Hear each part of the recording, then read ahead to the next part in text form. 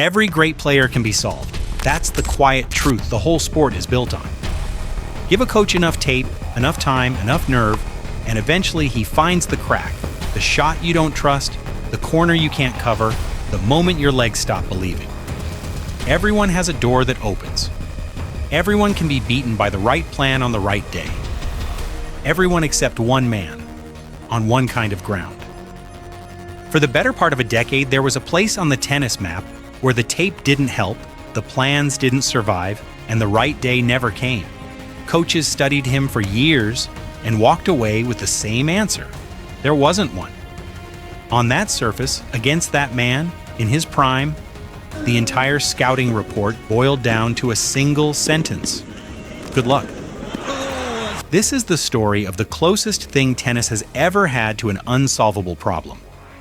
To understand how unstoppable Rafael Nadal became, you have to understand what he actually was, because it wasn't what people first assumed. When he arrived, the lazy label was physical freak.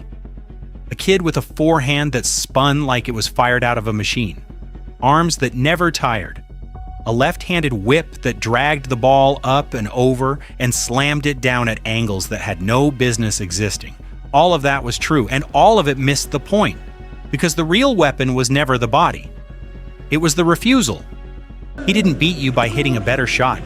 He beat you by making you hit one more, and then one more, and then one more after that, until the rally that should have ended 4 balls ago is somehow still alive, and you're the one who has to find something new, something braver, something you don't have. He turned a tennis court into a waiting game where the waiting was the punishment. Everyone else played points. He played sentences that refused to end. And there was one surface where that refusal turned into a fortress. The red clay. Slow, heavy, high bouncing. A surface that rewards the exact thing he did better than anyone who has ever lived. Running, retrieving, outlasting, outsuffering. On hard courts, the ball comes at you fast and forgiving. On clay, it sits up and asks a question, and he had an answer for every single one of them. So he built something the sport had never seen. Not a record, a dead end. Match after match, season after season, he'd walk onto the dirt and simply not lose. Not to the veterans, not to the prodigies, not to the men who burned an entire off-season, constructing a game designed for the sole purpose of beating him.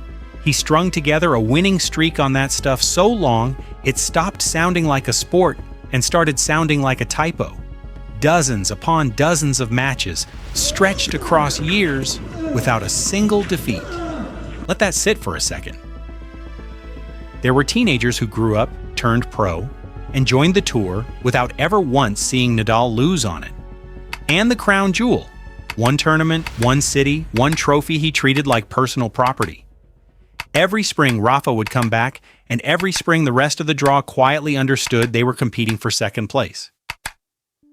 And here is exactly where the story was supposed to hit its ceiling. Because the easy way to shrink him was to call him a specialist. A clay court king, fine, but drag him onto the fast stuff, the grass, the hard courts, and the fortress would crumble. That was the comfortable version. That was the version his rivals needed to be true. It wasn't. Because in his absolute prime, Nadal stepped off the clay and did the thing specialists never do. He took the game he'd forged in the dirt and carried it onto every other surface in the sport. He won on the fastest grass on the planet. He won under the lights on hard courts, an ocean from home. In one absurd, compressed stretch, he collected the biggest titles in the world across surfaces that were supposed to cancel each other out, and he did it inside a single handful of months. The specialist label didn't just fail, it flipped. The man everyone tried to fence onto one court turned around and proved he could go and win wherever he decided to. And now the field had a genuine crisis. Because the whole plan had always been the same. Survive him on clay, then bury him everywhere else. He just deleted the second half of the plan. But there was one opponent even he couldn't outscout, his own body. Because the very thing that made him unbeatable, the relentlessness, the sprinting, the refusal to let a single ball die a natural death was the same thing quietly mailing him the bill. You cannot play like every point is the last point of your life and expect your knees, your feet, your back to keep signing off on it forever. So the prime version was always running 2 races at once, the one across the net, which he almost never lost, and the one against his own physiology, which never entirely stopped chasing him. Think about what that actually means. Every title he lifted at his peak, he lifted knowing the clock wasn't just ticking on the match in front of him, it was ticking on the whole machine underneath him. Other players feared his forehand. He was managing something heavier than any opponent could ever be. The knowledge that the engine making him great was also the engine grinding itself down. And still he wouldn't play it safe. He wouldn't shorten the points to save himself. He wouldn't hold a single thing back. Over and over he chose to empty the tank completely because emptying the tank was the entire point of him. That's the moment dominance turns into something closer to defiance. And the peak of all of it looked something like this, a final, on his surface. In front of a crowd that had watched him do this so many times it should have been boring by now, and somehow every year it wasn't. Across the net, a great player, a real one, having a genuinely great day, throwing every weapon he owned straight at the problem. And it doesn't matter, every winner comes back. Every plan runs dry. The great man on the other side hits the shot that ends points against everyone else alive, and it comes back one more time, deep, heavy, and cruel, and you can watch it happen in real time. The exact instant a world-class professional understands that there is no version of today where this works.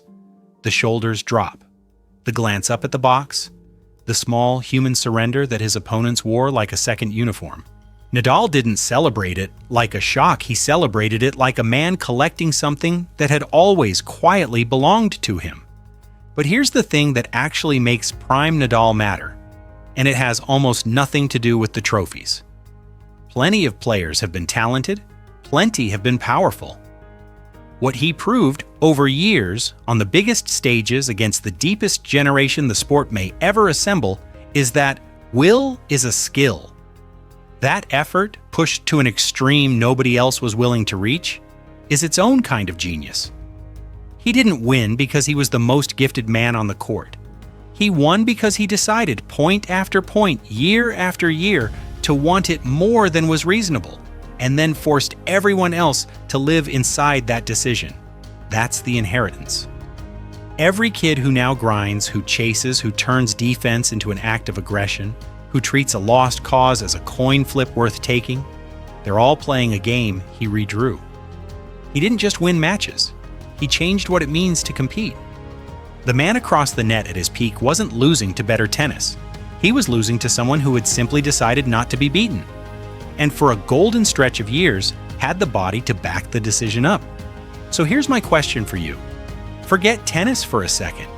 In any sport, in any era, who's the one athlete you'd call flat out unbeatable at their peak? The kind of competitor with no weakness to attack and no plan that ever worked against them. Drop the name in the comments. I have a feeling it's going to get interesting down there.